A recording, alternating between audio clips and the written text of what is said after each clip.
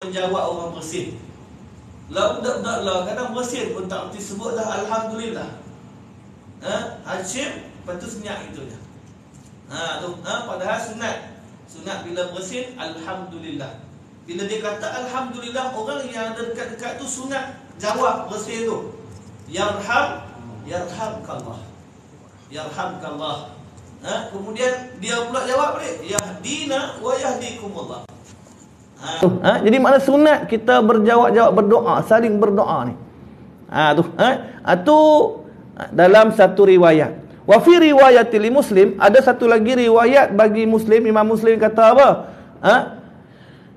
Haqul Muslim. Nabi sebut haqul Muslim alal Muslim sittun. Nabi sebut hak orang Islam ke atas orang Islam yang lain dia ada 6. Yang pertama Nabi sebut iza laqitahu fasallim alaihi. Bila kamu bertemu dengan dia, bagi salam kat dia. Jumpa, bagi salam. Jumpa, bagi salam. Tak kira hak kenal ke tak kenal. Kita tahu kata ni orang Islam, kita bagi salam. Ghalib kita kat sini, kita tahu kenal orang Islam. Lainlah kalau kat Indonesia tu lain. Tapi kalau kat sini kita kebanyakan, kita tengok, kita tahu orang Islam, maka bagi salam. Tu sunat. Dan kita bagi salam tu adalah hak orang Islam. Sebut dalam hadis ni. Yang pertama ialah apabila menemuinya hendaklah dia beri salam. Dan apabila ia menjemput hendaklah diperkenankan jemputannya. Bila dia panggil ada majlis kat rumah dia, kita perkenankan jemputan dia. Tapi dengan syarat lah. Syarat dia tak ada benda-benda maksiat. Ini duk menyanyi baiknya, kita pun balik tak tambah lagi tambah. Bubuh lagi lagu, kita nak try selagu. Tu tak kena lah. Jadi maknanya apa? Kita tu dengan syarat tak ada lah perkara-perkara maksiat kat sana. Dia jemput untuk buat perkara-perkara baik, dengan kehadiran kita akan menambahkan barakah majlis tu. Jadi kita hadir. Tu kata kita tunaikan hak dia. Yang ketiganya apabila dia meminta nasihat, hendaklah diberi nasihat. Kadang-kadang ada orang dia percaya kat kawan-kawan ni. Dia tahu, dia tengok ramai-ramai kata nak jumpa seorang, minta nasihat. Dan saya sendiri pun ada orang biasa main rumah minta nasihat. Kita bukan pandai pun nasihat, tapi nak sebut tu bila dia minta tak apa, kita cakap je lah hak mana yang mampu lah. Jadi kita bagi hak mana yang kita boleh bagi nasihat tu. Cakap lah elok-elok, hak benda baik-baik lah ajak. Jadi maknanya apa? Apabila dia minta nasihat, kata aku tak erti nak cakap apa ke hang. Tak boleh, kita sampai juga sikit. Jaga ibadah, jaga sembahyang, tutup aurat. Benda-benda simple-simple macam tu je. Jadi bila dia minta nasihat, hendaklah bagi nasihat. Dan apabila ia bersin, lalu ia mengucap alhamdulillah, maka hendaklah dijawab dengan yarhamkumullah. Dan apabila dia sakit, bila sakit, hendaklah diziarahi. Dan apabila ia mati, hendaklah diiringi jenazahnya. Lebih kurang hadis tadi jugalah, cumanya dia tambah lagi satu. Wa idza stansahaka fansah lahu. Bila dia minta nasihat, nasihatlah. Itu hak saudara kita sesama Islam yang perlu kita sama-sama tunaikan. Cubalah kita hidupkan apa hak-hak saudara kita ni, insya-Allah barakah masyarakat kita bila saling bagi salam, saling jaga, orang panggil apa? Jaga hubungan silaturahim. Ukhuwah Islamiah sesama kita ni kita jaga, insya-Allah dia jadi elok. Yang jadi masalahnya apa? Masing-masing pakat nak berkelahi. Tu duk tunjuk kehebatan masing-masing, kemudian berkelahi. Akhirnya apa? Umat Islam jadi pecah. Jadi lemah umat Islam. Ni yang jadi bahaya pada Islam ni. Padahal orang-orang yang musuh-musuh Islam, depa pakat elok. Depa pakat elok nak menghancurkan Islam. Tapi orang panggil apa? Ukhuwah sesama kita ni bukan kat atas dunia ni dah. Ukhuwah kita ni kita nak kalau boleh sampai di akhirat nanti, dalam syurga nanti, insya-Allah. Itu yang kita harapkan, tuan-tuan. Seterusnya kita sambung bacaan kitab kita, kitab Hidayatus Salikin. Hidayatus Salikin, petunjuk bagi orang-orang yang berjalan kepada Allah. Fi suluki maslakil muttaqin. Maknanya hidayah ataupun petunjuk bagi orang-orang yang berjalan, yang nak menuju kepada Allah. Jadi kita semua ni sedang berjalan ni lah. Semua kita sedang berjalan. Jalan tu ada jalan yang cara bergerak dia tu cara pelan. Ada orang yang gerak dia laju. Ada orang yang tak gerak langsung, tu rugi. kita kurang-kurang sikit walaupun dalam bentuk mengesot, bergerak menuju Allah ni. Daripada segi masa umur kita makin bertambah. Tiap-tiap satu detik tu makna bertambahlah umur kita tu. Daripada segi amal pun sama juga. Kalau ada orang yang dia sentiasa duk tambah amal dia, maka pergerakan dia menuju Allah, insya-Allah jalan-jalan keselamatan ada pada dia. Yang penting dia dia istiqamah dan dia niat ikhlas pada Allah dan betul apa yang dia buat. Tuan-tuan yang dirahmati Allah, seterusnya kita sambung kitab kita, kitab Hidayatus Salikin, fasal yang ketiga. Tak salah fasal yang ketiga pada menyatakan zuhud. Ni qala al-musannif rahimahullahu taala wa nafa'ana bi'ulumihi fid darain amin. Fasal yang ketiga pada menyatakan zuhud. Ni nak cerita pasal zuhud ni. Cuma kurang sikitlah, saya bukan ahli zuhud pun. Nak cerita kat orang pasal zuhud, kita pun tak tahu mana. Tapi tak apalah, baca ni bukan nak tunjuk hebat apa, tak, kita nak baca untuk diri kita sendiri juga.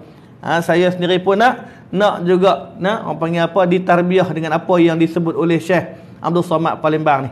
Kata pengarang, adapun zuhud, adapun zuhud itu maka iaitu martabat yang tinggi yang menghampirkan kepada Allah Ta'ala dan menjauhkan daripada dunia dan menggemarkan kepada akhirat dan dikasihi oleh Allah Ta'ala. Yang kata zuhud ni apa dia? Zuhud ni maka iaitu martabat yang tinggi. Nak cerita kata zuhud ni satu maqam, satu kedudukan yang tinggi. Payah nak jadi orang zuhud ni. Sebab tu kata Syekh Ali Al-Khawas, Syekh Ali Al-Khawas dia ajak anak murid dia. Siapa anak murid dia? Syekh Abdul Wahab Sya'rani. Syekh Abdul Wahab Sya'rani ni hebat dah, tapi duk belajar lagi. Biasa satu kali Syekh Abdul Wahab Sya'rani ni jalan kat tempat depan Syekh Ali Al-Khawas. Ali Al-Khawas ni dia kerja repair kasut dia. Kerja repair kasut. Lalu kat depan dia, kata apalah orang kata ahli tasawuf sangat wali Allah apa macam ni duk repair kasut dia. Syekh Abdul Wahab Sya'rani lalu macam tu. Sekali dia lalu tu, Syekh Abdul Wahab tegak, hang ni sampai kena jadi kaldai kepada Zubaidah. Zubaidah ni isteri dia. Pada ketika dia berhajat dengan isteri dia, sampai dia jadi kaldai kepada Zubaidah. Terkejut Syekh Abdul Wahab Sya'rani, dia tahu mana ni? Dia tahu mana sampai ke tahap macam tu dia tahu ni. Padahal dia ni orang biasa-biasa. Bermula saat itulah Syekh Abdul Wahab Sya'rani bersangka baik dan dia pergi jumpa Syekh Ali Al-Khawas untuk nak menuntut ilmu dengan dia. Maka satu hari Syekh Ali Al-Khawas tarbiah dia. Dia kata, hang nak belajar angguh, ya betul. Okey, tak apa, tak. Hampir cari. So hampir kat masjid kat mana tengok orang, tengok mana paling lekeh kali, tu hampir salah mancung tangan dia. Tu. Maka dia pun pi rupanya bila dia salah dia tengok ada hak ni kot, hak lekeh kali kot. Mesti tak tahu, kita tak tahu martabat sama-sama kita ni. Kita boleh kata, ini ustaz, mesti ustaz hak paling hebat ni. Belum tentu lagi. Jadi kita tak tahu kedudukan sama-sama kita ni. Maka Syekh Abdul Wahab Sya'rani pergi jumpa kat satu tempat, dia tengok, dia kata hak ni kot lekeh. Dia pergi jumpa, dia salam, dia cium tangan. Orang tu terus kata dia, hang tahu mana kata aku lekeh? Terkejut dia. Sampai dia akhirnya apa? Duk balik jumpa bagi Tok Guru, dia kata, Tok Guru dia kata tak ada orang lekeh melainkan saya sendiri yang lekeh. Nak ajak apa? Nak ajak pada kita ni jangan pandang orang hak lain semua lekeh. Pandang kita ni hak yang lekeh ni. Pandang kita ni yang banyak kekurangan, kita ni yang banyak salah, kita ni yang banyak dosa, kita ni yang malah ibadat. Kita duk rasa macam rajin dah kan? Atas setengah orang dia rasa pasal hari-hari main masjid, dengar kuliah pula. Tiap-tiap hari tak tinggal ni. Ibadah ni, hak sunat lagi. Zikir lagi, baca Quran lagi. Kita rasa macam kita rajin sangat dah. Padahal kan terana pun. Kan ada apa pun. Jadi maknanya apa? Buang tu. Sifat-sifat berasa hebat diri tu, nak kena buang. Banyak kita baca kisah salafus salih macam tu lah. Mereka ni, perkara pertama sekali nak kena buang tu. Penyakit hak yang ada dalam diri kita, kita berasa kita paling hebat, kita paling besar. Orang lain lekeh. Nampak orang lain lekeh. Ni yang bahaya tuan-tuan. Ni, jadi kata penyakit, penyakit rasa besar diri ni Allah, dia mengganggu habis untuk kita nak dapat penyakit, nak dapat apa? Sifat-sifat mahmudah, maqam zuhud ni, payah. Jadi dikata, adapun zuhud itu maka iaitu martabat yang tinggi. Ini satu kedudukan yang tinggi, yang menghampirkan kepada Allah Ta'ala. Pertama sekali, dengan ada sifat zuhud ni, dia akan mendekatkan diri kita dengan Allah. Lepas tu dia ajak pada kita syukur. Syukur dengan apa yang telah Allah Ta'ala bagi, dan jangan petikai bila musibah yang kena pada kita tu petikai. Nikmat yang Allah Ta'ala bagi pada kita tu banyak. Sedangkan ujian Allah Ta'ala tu tak teramana sangat pun. Dalam tempoh kata kita hidup ni, kita kata 60 tahun kita duduk ni, ujian dia berapa kali je? Hak lain nikmat. Hak lain kebanyakan nikmat. Walaupun kadang kita rasa susah, tapi susah Allah Ta'ala bagi pada kita apa? Hati senang. Kehidupan kita sihat. Ada orang Allah Ta'ala bagi pada dia, Allah Ta'ala bagi kaya, tapi hidup sakit. Jadi macam-macam yang Allah Ta'ala uji. Maka kita bersyukur dengan apa yang telah Allah Ta'ala bagi. Jadi kata zuhud ni satu martabat yang tinggi. Pertama, dia menghampirkan diri kita kepada Allah Ta'ala dan menjauhkan daripada dunia. Dengan sebab zuhud ini bila ada dalam diri seseorang, bila kita duk tarbiyah diri kita dengan sifat zuhud ni, zuhud ni maknanya apa? Kita tak ambil dunia, tapi kita ambil qadar yang perlu. Maksud qadar perlu ni, dunia ni kita boleh ada pada diri kita ni, kaya pun tak ada masalah. Tentang kalau baca kisah Syekh Abu Hasan Ash-Shazili, pengasas kepada tarikat Syaziliyah, Syekh Abu Hasan Ash-Shazili, dia ni seorang yang hebat. Dia ni kalau kita baca kisah dia, kalau dia pakai pakaian dia yang paling mahal daripada orang lain. Kalau nisbah pada kenderaan di Mesir tu, kenderaan dia lah yang paling mahal sekali. Di zaman dia tak ada lah kereta macam kita ni. Zaman dia kuda lah. Kuda yang dia pakai, kuda yang paling mahal. Lalu ada di kalangan orang-orang yang belajar dengan dia, mai jumpa dia. Kata, Syekh, kamu suruh kami ni zuhud. Suruh kami ni zuhud dengan dunia. Tapi kamu ni pakai pakaian mahal-mahal. Pakai kenderaan, kuda kamu kuda yang paling mahal. Nak mai jumpa rumah dia pun rumah yang hebat. Nak mai jumpa tu kata ada security lagi. Oi, kata suruh apa? Suruh zuhud. Tapi ni zuhud apa macam ni? Kamu ni tak zuhud lah. Padahal yang mai jumpa pelajar dia mai jumpa tadi ni, masa nak mai tu, masa security kata, tak boleh masuk, bawa kasut ni. Pasal nak bawa kasut. Dia kata, mana boleh ni, kalau letak kat sini nanti takut orang ambil apa mau jenuh lah. Jadi bila mai jumpa dengan Syekh Abu Hasan Syazili, dia kata kat Syekh Abu Hasan, dia kata kamu ni tak zuhud. Syekh Abu Hasan kata apa? Kamu apa dah yang kamu kata aku tak zuhud? Kamu lagi teruk. Kasut selipar Jepun tu pun takut orang ambil. Aku ni rumah aku tak pernah kunci. Siapa mai pun mai lah. Nak ambil pasal bukan hak aku. Aku tahu ni bukan hak aku. Tu dia. Nak sebut kata apa? Abu Hasan Ash-Shazili, walaupun dia ada kemewahan, tapi semua tu tak lekat kat hati dia.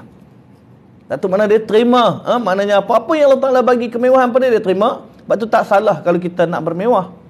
Tapi jangan letak kat dalam hati kita. Kita ada kenderaan mewah, kita bangga dengan kenderaan mewah. Hujan sikit lah tahu, tak boleh nak main masjid lah. Takut kotak, tadi baru cuci je. Apa ya lah tu? Mana masih lagi ada sayang ke benda. Patutnya kenderaan tu lah yang memudahkan kita untuk beribadat. Ada orang dia sayang sangat, baru lepas polis, kena hujan, habis lah. Sayang ke dunia pasal sampai tak mai ke masjid. Tu jadi masalah. Aduk cakap macam ni pun sama agak.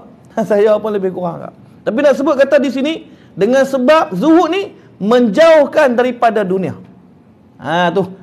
Dan menggemarkan kepada akhirat. Bila ada sifat zuhud ni, dia akan gemar kepada akhirat. Lepas tu kalau kita duk beramal, kemudian dengan kehidupan kita ni ada sifat zuhud ni, kita suka bertambah ibadat kita, Perkara-perkara kebaikan akan jadi mudah pada kita. Didorong untuk kita buat perkara-perkara baik ni. Orang kata jom kita pi ada nak buat bantuan pada orang. Dia jadi mudah je. Tak ada banyak halangan-halangan apa. Tu kata orang yang ada sifat zuhud ni, dia akan menggemarkan kepada akhirat. Dan dikasihi oleh Allah Ta'ala. Bila ada sifat zuhud juga, dia akan dikasihi oleh Allah. Allah suka pada orang-orang yang zuhud. Dan dikasihi oleh sekalian manusia. Dan manusia juga suka pada orang-orang yang zuhud ni. Kadang ada orang kata benda banyak, tapi jenis dia tak kisah sangat, low profile. Orang kata saya tak apa ke saya tak panggil datuk ni. Tak apa, tak ada masalah. Kan ada apa pun tu, nanti Allah yarham ke. Jadi pangkat tak ada apa bagi dia. Kata benda dia tak ada masalah. Dia bawa kawan-kawan masjid pi ajak pi minum sekali. Jom kita pi kena sembilang sekian-sekian tempat. Tak ada masalah. Kata benda dia tu bukan dia fikir untuk seronok dia, bahkan dia nak bagi kalau boleh semua orang pakat dapat tumpang. Jadi maknanya apa? Orang yang zuhud ni dikasihi oleh sekalian manusia. Seperti sabda Nabi sallallahu alaihi wasallam, izhad fid dunya yuhibbakallah wazhad fima fi aidin nas yuhibbakan nas. Rawahu Ibnu Majah. Artinya zuhud engkau di dalam dunia, yang dibenci olehmu akan dunia, nescaya kasih Allah akan dikau. Kasih Allah Ta'ala akan kamu. Kalau kita zuhud pada dunia, maknanya apa? Allah Ta'ala akan kasih kat kita. Mana harta benda yang kita ada, kita tak fikir pun itu akan kita pegang selama-lamanya. Kita akan gunakan, manfaatkan nikmat yang Allah Ta'ala bagi pada kita. Semua pakat dapat rasa nikmat tu. Tu kata orang yang zuhud ni. Allah Ta'ala kasih. Kemudian wazhad fima aidin nas, fima fi aidin nas yuhibbakan nas, dan zuhudlah kamu dengan barang yang di dalam tangan manusia. Dan zuhudlah engkau pada barang yang di dalam tangan manusia, yakni jangan engkau hirau akan sesuatu yang ada pada seseorang, nescaya kasih orang akan dikau. Jangan ada hasad lah. Ada orang dia tak dia tengok orang lebih sikit. Dia tengok ada orang lebih sikit, dia mula ada dengki dia, hasad dia. Bila ada lebih tu dia kadang-kadang dia fikir apa? Dia fikir nak bagi hilang nikmat tu daripada orang. Kalau boleh jangan bagi orang tu ada. Macam kisah 4 budak hitam lah. 4 budak hitam. Cerita-cerita ni lah orang tua-tua dulu. 4 budak hitam. Dia jatuh kat satu kawasan padang pasir. Duduk kat padang pasir tu, tiba-tiba jalan-jalan tengok ada jumpa satu teko Aladin tu. Dia pun gosok keluar. Jin kata, hang nak apa? Kamu nak apa? Budak hitam yang pertama kata, kamu bagi aku jadi putih. Pum, jadi putih. Satu jin tu masuk balik dalam dia punya teko dia tu. Sehari mai budak yang kedua dia ambil dia tonyok lagi. Tonyok keluar jin kata, hang nak apa pula? Hang nak apa pula? Dia kata, aku nak putih pada hak yang nombor 1 tadi. Dia bagi, dia rasa megah dah. Pasal apa? Dia putih pada hak yang nombor 1 tadi. Hak nombor 3 pula buat sama juga, nak lebih pada 2 orang tadi ni. Bila dah lebih 2-3 orang, 1, 2, 3 ni masing-masing putih belakang. Hak nombor 4 ambil, dia kata apa? Jin tanya, hang nak apa pula? Kata tak apa, hang bagi hitam semua balik. Semua pakai hitam balik. Dia khianat, dia dengki. Dia tak boleh tengok orang lebih. Patut hang minta lah benda lain pula. Tapi kerana apa? Kerana ada hasad. Jadi macam tu juga manusia ni. Dia kata kalau dia tengok, Nabi sebut dalam hadis ni, zuhud engkau pada barang yang ada di dalam tangan manusia, yakni jangan engkau hirau akan sesuatu yang ada pada seseorang, nescaya kasih orang akan dikau. Mana kalau kamu ni tak peduli apa yang ada pada orang dapat kelebihan apa, tak apa, tak usah risaulah. Itu nikmat Allah Ta'ala bagi kat dia. Tentang kita usahakan nikmat yang kita dapat tu, orang lain pakat dapat rasa sama-sama. Tu kita tak ada susah hati apa. Jadi maknanya apa? Bila kita ada sifat macam tu, orang akan kasih kat kita. Tu ada rezeki lebih, kita suka kongsi dengan orang. Ni kata zuhud dengan Allah, zuhud pada dunia Allah Ta'ala kasih. Zuhud dengan apa yang ada pada tangan manusia, manusia pun akan kasih. Dan sabda Nabi sallallahu alaihi wasallam, "Iza aradallahu bi'abdin khairan, zahadahu fid dunya, wa raqabahu fil akhirah, wa bassarahu bi'uyubi nafsihi." Rawahu Dailami fi musnadihi. Artinya apabila menghendaki Allah Ta'ala dengan hambanya akan kebajikan, bila Allah Ta'ala naklah pada seseorang tu kebajikan, nescaya membencikan ia akan dia di dalam dunia. Dan menggemarkan ia akan dia di dalam akhirat, dan melihatkan ia akan dia akan aib dirinya. Bila Allah Ta'ala nak seseorang hamba dia tu jadi baik, Allah akan bagi hamba tu apa? Zahadahu fid dunya, dia akan jadi zuhud pada dunia.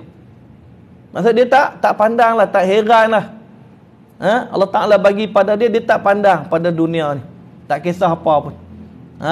Apa pun, orang taklah main macam mana ketemah apa, tu tak ada apa bagi dia. Yang penting apa? Dia boleh buat taat pada Allah, dia boleh jadikan apa yang ada di keliling dia ni perkara-perkara kebajikan untuk akhirat dia.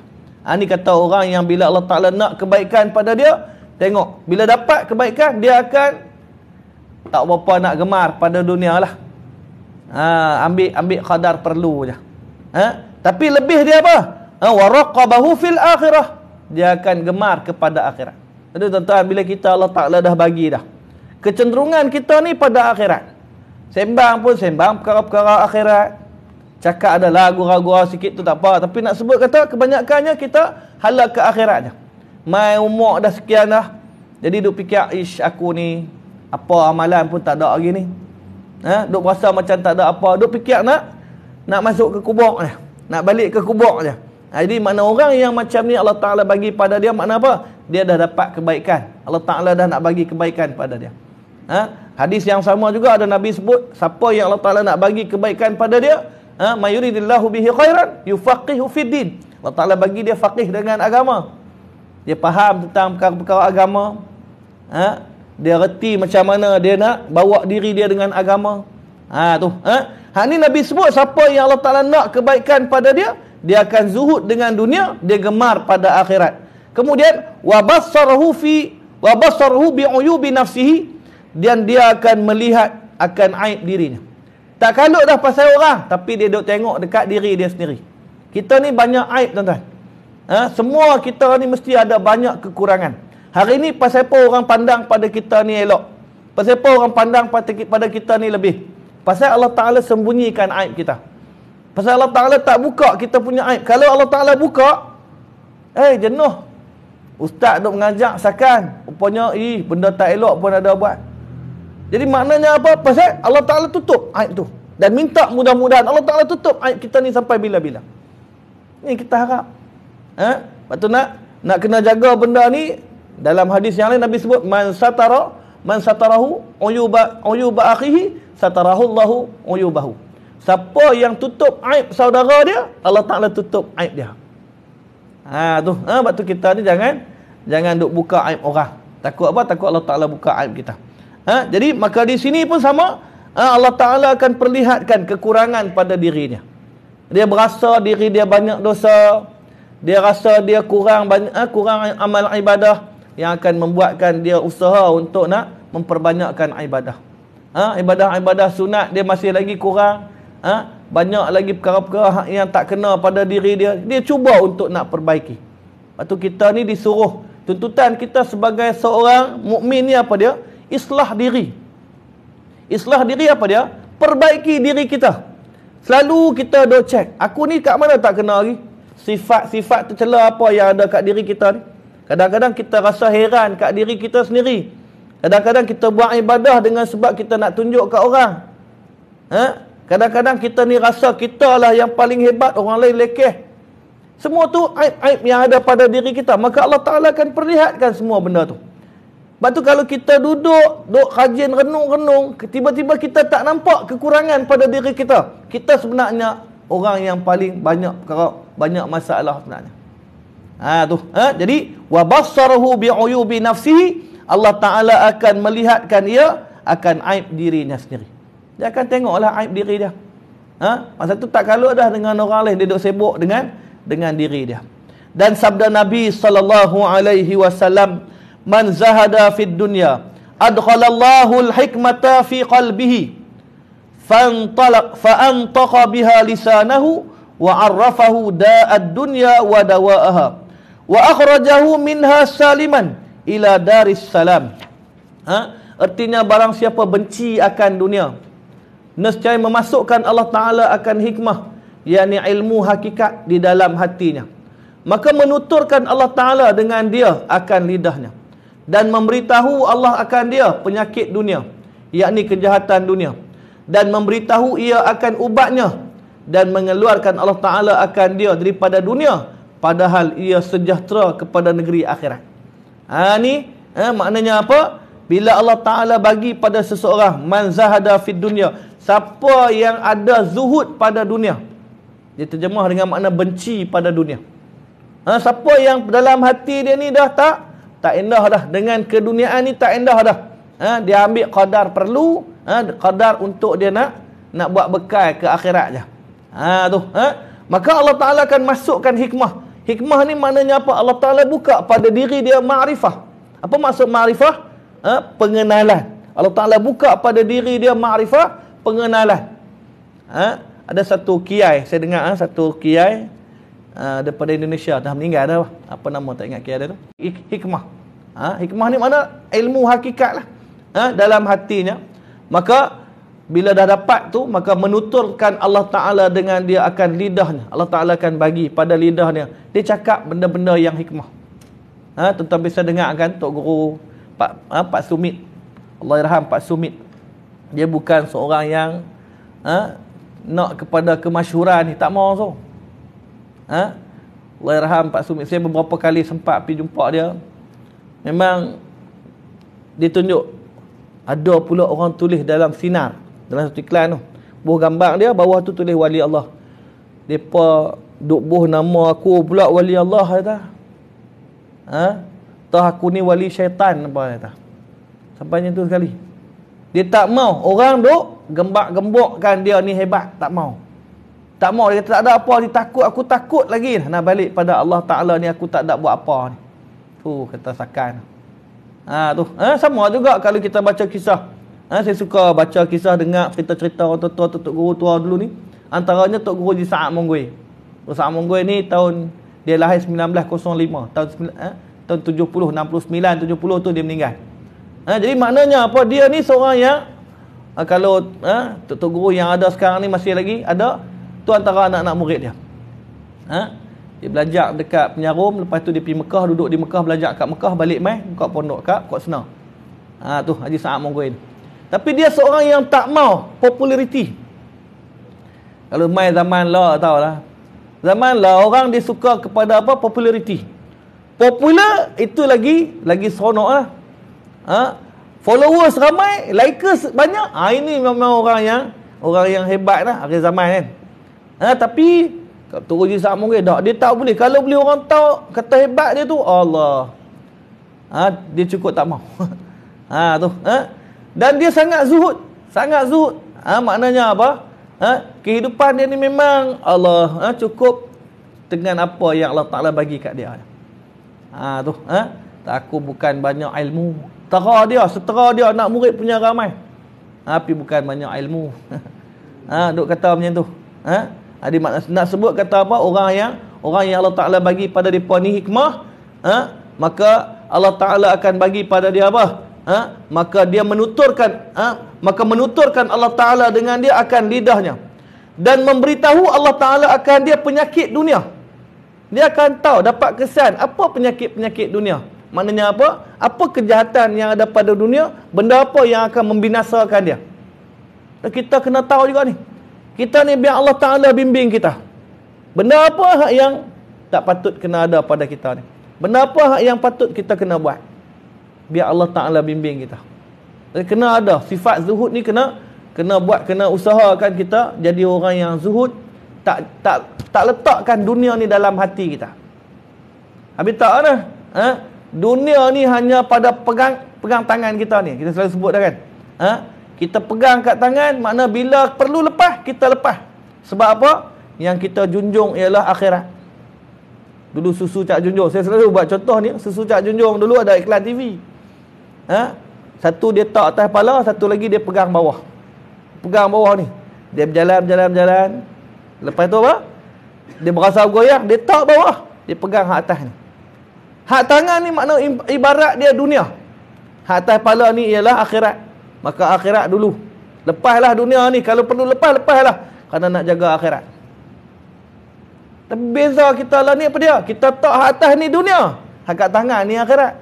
Sebab tu ada orang sanggup tinggalkan apa? Tinggalkan akhirat kerana nak jaga dunia. Beza. Tu. Jadi kata di sini, Allah Ta'ala bagi orang yang benci kepada dunia, Allah Ta'ala bagi pada orang yang ada dalam hati dia zuhud dengan dunia, dia akan dapat hikmah. Yakni apa? Hatinya, ilmu hakikat dalam hatinya, maka menuturkan Allah Ta'ala dengan dia akan lidahnya dan memberitahu Allah Ta'ala akan dia penyakit dunia, yakni kejahatan dunia, dan memberitahu ia akan ubatnya. Allah Ta'ala bagi juga apa dia ubat pada penyakit dunia ni.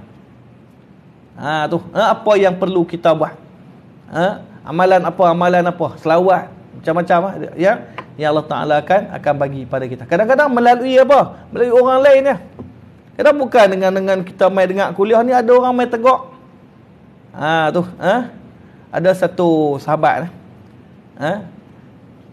kalau tuan-tuan kenal, saya selalu cerita juga kisah Cikgu Kumar. Ada kawan saya, dia rajin duk tengok handphone. Dia tengok duk kerja main telefon ni. Cikgu Kumar ni dia India. Dia duduk kat Meru. Tapi nak sebut tak apa? Dia pernah tegak kawan tu. Dia kata, Ustaz, saya tengok dalam kuliah-kuliah pun duk tengok telefon je. Kawan ni memang main nak dengar. Yang kawan ni ustaz dah, tapi duk main telefon. Kena tegak macam tu. Dia bila tegak kawan ni, seolah-olah apa? Tegak aku juga. Kita pun jenis kaki macam tu juga. Kadang-kadang main duduk dalam majlis ilmu pun kadang-kadang duk ralik dengan telefon juga. Maknanya apa? Teguran yang macam tu kadang Allah Ta'ala datangkan daripada orang-orang yang kita tak sangka. Kadang daripada anak-anak kita. Ada seorang sahabat juga, anak dia sekolah pasti ni. Minum diri. Anak dia sebut hadis, la yashrabanna ahadum minkum 'inda qa'imin. Jangan sekali-kali ayah minum ketika berdiri. Puk. Anak kata lagu tu. Ni kata kadang-kadang Allah Ta'ala mai hantar orang yang nak jentik kita ni. Jadi makna apa? Kena tahu penyakit-penyakit dunia ni kadang Allah Ta'ala hantar mai untuk bagi tahu ubat dia apa dia. Perlu kita kena sebab kita ni banyak penyakit dunia ni banyak sangat, tapi ubat kadang kita tak ambil. Penyakit-penyakit zahir ni kita banyak makan ubat. Ubat kita macam-macam kita makan. Tapi penyakit-penyakit yang jadi sebab kepada cinta dunia ni, ubat yang nak bagi kita jadi cinta akhirat, hak ni kurang orang ambil. Yang ni yang jadi sebab kepada apa? Pada orang kadang-kadang sampai terhijab diri dia daripada pandang akhirat. Apa maksud hijab? Maknanya terdinding. Ada tirai yang menjadi tabir pada diri dia daripada dia pandang akhirat. Sembahyang dia hanya sembahyang apa? Sembahyang perbuatan tubuh badan dia, tapi bukan sembahyang daripada hati. Zikir dia hanya sebutan di lidah, tapi tak lahir daripada hati. Cakapan dia hanya cakapan omong kosong yang bukan datang daripada sanubari dia. Ni kata kadang-kadang cakap orang tak masuk dalam lubuk hati. Ni yang jadi bahaya. Jadi dikata di sini, orang yang Allah Ta'ala bagi pada dia ilmu hikmah, memberitahu ia Allah Ta'ala akan bagi tahu apa? Akan ubatnya. Dan mengeluarkan Allah Ta'ala akan dia daripada dunia. Dan Allah Ta'ala akan keluarkan dia daripada dunia, padahal ia sejahtera pada negeri akhirat. Maksudnya dia akan sonok dengan perkara-perkara akhirat. Dia akan balik. Sebab tu ada orang yang bila Allah Ta'ala bagi pada dia hikmah, Dia lebih suka apa? Balik ke akhirat berbanding dia hidup ke atas dunia. Pasal apa? Pasal dia nak nikmat yang kekal berbanding dengan duduk ke atas dunia. Nikmat ni nikmat yang sementara. Jadi kita doakanlah mudah-mudahan Allah Ta'ala bagi perkara-perkara ni. Allah Ta'ala buka pada hati kita, kita nampak benda-benda yang boleh merosakkan kita ke atas dunia ni, biar kita cinta pada akhirat, kita tak kasih pada dunia. Jadi insya-Allah kita semua akan datang syahdan dan makna zuhud itu, iaitu seperti yang dikata oleh Imam Al-Ghazali rahimahullah ta'ala dalam kitab Al-Arba'in fi Usuluddin, uzufun nafsi 'anid dunya wa ziwa'uha 'anha taw'an ma'al qudrati 'alaiha, summa qala wallahu subhanahu wa ta'ala a'lam. A'udzu billahi minasy syaithanir rajim. Bismillahirrahmanirrahim. Alhamdulillahi rabbil alamin, wassalatu wassalamu ala asyrafil anbiya'i wal mursalin wa ala alihi wa sahbihi ajma'in. Radina billahi rabba wa bil islami dina wa bi Muhammadin nabiyyan wa rasula. Allahumma aftah alaina futuhal arifin warzuqna fahman nabiyyin wa ilhamal malaikatal mukharrabin. Allahumma faqihna fid din wa'allimna ta'wil wahdina siratakal mustaqim. Wala hawla wala quwwata illa billahil aliyyil azim. Rabbana atina fid dunya hasanah wa fil akhirati hasanah wa qina azaban nar. Sallallahu ala sayyidina Muhammadin wa ala alihi wa sahbihi ajma'in. Walhamdulillahi rabbil alamin. Taqabbalallahu minkum.